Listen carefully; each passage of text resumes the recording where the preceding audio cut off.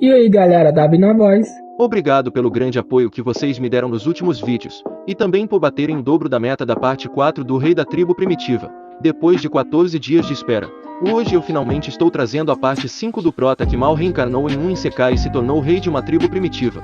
Foi mal por demorar trazer a continuação dessa obra. Eu estava esperando lançar o capítulo 8. O card da playlist desse manhua vai estar passando na tela. Lembrando, se vocês gostarem do vídeo, deixa o like, inscreva-se no canal e compartilhem esse vídeo com seus amigos. E se esse vídeo bater 2000 likes, eu faço a parte 6 dessa obra.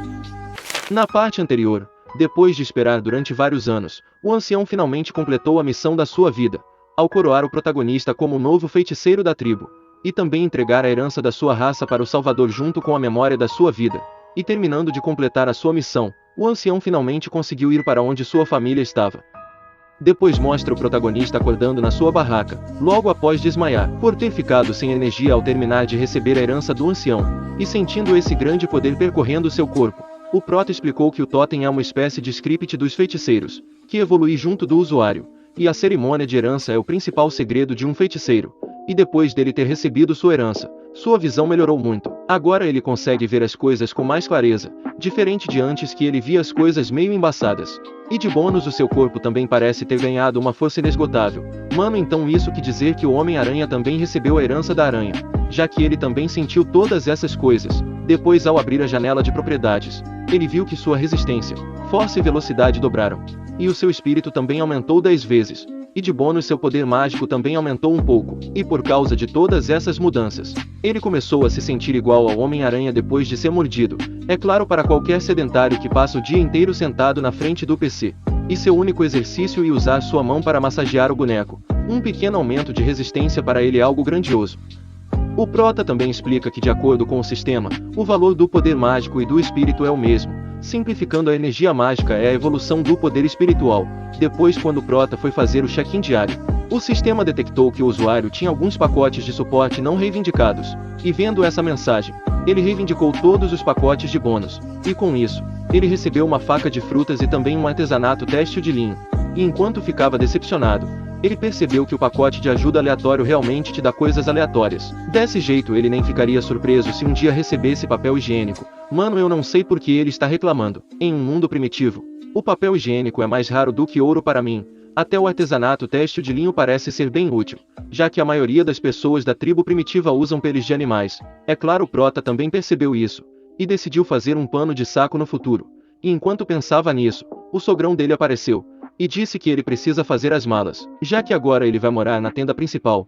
E vendo seu novo líder ficando desconfortável ao roubar a casa do antigo líder, o sogrão disse que a partir de agora, ele é o feiticeiro da sua tribo, então é natural ele morar na tenda principal, porque assim vai ser mais fácil para seu povo receber orientação dele. E ouvindo isso, o Prota acabou concordando em morar lá, e perguntou o que eles fizeram com o corpo do ancião. E antes do sogrão responder, o guerreiro leão apareceu, e disse que eles seguiram o conselho do velho, e cremou o cadáver dele. E essa relíquia foi a única coisa que restou após a cremação. Existe uma lenda que diz que uma pessoa de méritos infinitos em vida terá relíquias após sua cremação. Mano, o ancião é tão foda que até os deuses reconheceram ele. E aceitando essa relíquia, o rei da tribo primitiva decidiu construir um templo depois de recuperar a terra ancestral do seu povo. E esse é o primeiro grande objetivo dele, depois de se tornar o feiticeiro da tribo. Assim, ao sentar no seu trono, que atualmente é só um tapete no chão, o Prota perguntou para os seus servos qual era a situação do seu povo, e o guerreiro leão respondeu que não resta muita carne, tem apenas o suficiente para compartilhar com os guerreiros de tatuagem, mas não tem o suficiente para suprir o consumo dos 6 soldados de reserva. Mano, eu ainda não consegui entender a classificação de status dos guerreiros dessa tribo. Tipo, isso é igual a um time de futebol onde tem os jogadores titulares e também os reservas, ou é algo totalmente diferente? Se vocês conseguiram entender, deixa um comentário me explicando melhor. Ao mesmo tempo, o sogrão explica que originalmente eram 26 guerreiros reservas, mas muitos deles foram levados pelos guerreiros de tatuagem da tribo da Cobra Negra durante a migração, e atualmente tem grande chance deles estarem mortos ou terem se tornado escravos. E como o rei precisava entender a ameaça da Cobra Negra com mais clareza, ele perguntou se a raça da lagartixa está longe deles. E o sogrão disse que a raça da Cobra Negra não virá para seu território por enquanto, já que essa terra é um pouco estéril, e eles não gostam disso. E embora o fato de não haver muitas feras nos campos de caça faça os cidadãos se sentirem seguros, isso torna a caça muito difícil, já que leva um dia para viajar e encontrar presas.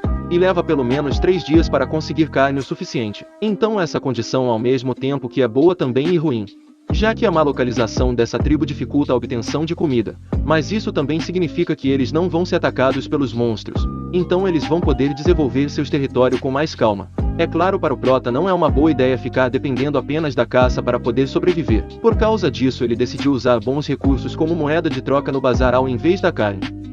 Rapaziada, impressão minha, ou já faz 2 capítulos que a waifu dessa obra não aparece. Eu espero que ela apareça no próximo capítulo, senão eu vou ter que fazer uma visitinha na casa do autor.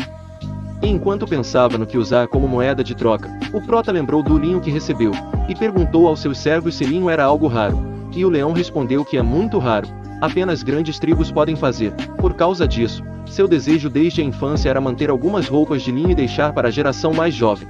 O sogrão também falou que eles querem fazer roupa para todo mundo da tribo, mas depois da migração, eles não conseguiram muita carne para usar como moeda de troca, e toda vez o linho é vendido rapidamente no mercado do servo malhado, e para comprar o rolo dessa linha que vai da onde o rei está sentado até a porta, eles precisavam dar 300 libras de carne como moeda de troca. Ao ouvir isso, o prota percebeu que isso era um monopólio terrível para quem vende a carne. Por causa disso, ele definiu uma pequena meta, que era usar o linho para fazer todos na tribo ter muita carne para comerem o quanto puderem.